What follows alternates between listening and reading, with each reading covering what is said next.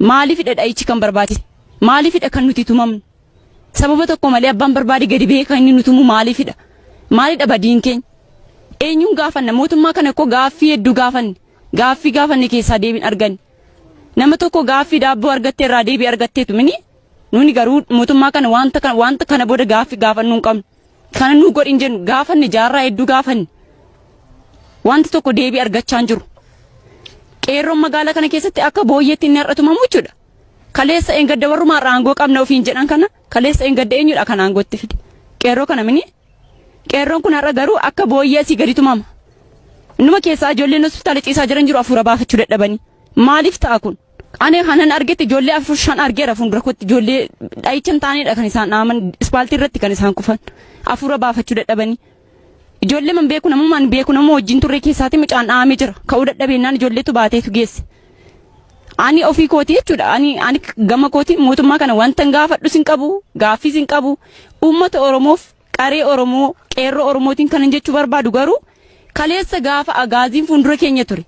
Kaleessa gaafa mootummaa biraan nu bushaa ture. Nuni meeshaa baannee miti kan lolachaa ture. Kan falmachaa ture. Har'a maqaa waraana bilisummaatiin maqaa wabootiin wallaggi dhumaa jira. Gujiin dhumaa jira, Booronni dhumaa jira, Walloon Kamsee dhumaa jira. Achi koo wanta biraa miti kan jiru. Shiftaa shaneen isaan jedhan suni qaamuma Oromoof dhaabbatedha. Ilma Tigree miti nachi jiru, ilma Amaaraa miti, ilma Oromoodha. Inni asii gaditti inni isaan kola bittinneessaa jedhan asii gaditti ergamu qaama mootummaa garagaraan isaan guyyaatti konkolaataa meeqa asirra gad dabarsan ilma Oromootti gadi ergaa jiru. Inni bosona jiru mirga Oromoo kabachiisuufidha inni bosona gala.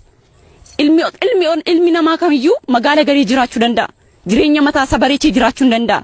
Eenyuyyuu taanaan jechuudha. Akkuma anaafatti jiraannu kana eenyuyyuu jiraachuu hin danda'a. Garuu mirga Oromoo kabachiisuufidhaan inni bosona galee jiru. Lammii biraa miti inni bosona jiru. Obboleessa keenya kaleessa maastar pilaaniif du'aa turedha. Obboleessa kaleessa dhiiga isaa dhangalaasee Oromoof Oromiyaaf dhaabbachaa turedha. Nama biraa miti. Maqaa waraana bilisummaatiin, maqaa wabootiin uummata Wallaggaa, uummata Gujii, uummata Booranaa darbe akkasuma uummata Walloo Kamisee fixuun haa dhaabbatu. Komaandi poostiin uummata keenya irraa haa ka'u. Qaamni barbaade ani qaama mootummaati jedhee ani nagaan eegsisa jedhee abbaan barbaade dhufee nutti taphachuu hin danda'u. Nus tuquu hin danda'u. Nuni nageenya eegsisuuf kan dhaabbanne malee reebamuuf mini. Erga ofii keenya nageenya eegsisne ta'e ergi reebamne ta'e nageenya maal kan eegamu. Sababii kana maqaa mootummaatiin dhufee abbaan barbaade nu reebu, abbaan barbaade akka barbaade nu gochuu hin danda'u. Kana mootummaan kan gochuu danda'u wanti gochi inni godhu sirrii akka hin taane bare. Gochi inni amma irra jiru kun dhumaatiin uummata Oromoo sirrii ta'uu isaa baree of amanee maal akka gochaa jiru of amanee wanta kanarraa duubattaa deebu. Qeerroof qareen Oromoo immoo kaleessas kan farmachaa ture harka duwwaadha. Har'as taanaan boris taanaan qabsoon keenya itti fufa. Falmachuu otoo hin taane filachuu otoo hin taane kaayyoon keenya falmachuudha. Filannoon haqaan jiru taanaan ammas falmachuun keenya furmaata hin qabu. Wanta tokko filannoo jedhama qophii garagaraa jira wanti tokko iyyuu sirbi faayidaan qabu dhiichisu maal faayidaan qabu nageenyi hin jiru taanaan nuni kan barbaannu nagaadha mini yoo nagaan jiraatedha kan filatamu. Filannoo osoo hin taane falmachuudha kan nu baasu. Qeerroon galee ciisee haa ka'u waa dammaqu. Maaltu ta'aa jira magaalaa keetti? Obboleessi isaa maaliif du'a? Uummanni maaliif du'a?